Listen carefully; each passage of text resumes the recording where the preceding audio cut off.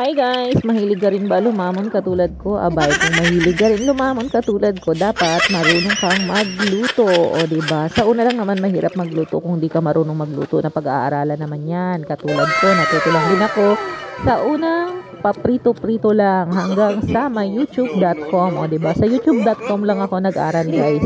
Kung alam nyo lang. Tapos guys, kung wala ka naman pera pangkain, dapat talaga marunong kang magluto. Kasi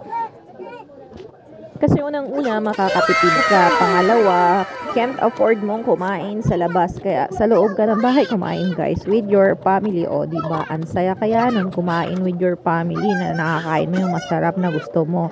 Basta marunong ka magluto. Basta kung di ka marunong magluto guys, keep on practicing everyday. Basta nasa puso mo ang pagluluto, to follow na lang yun.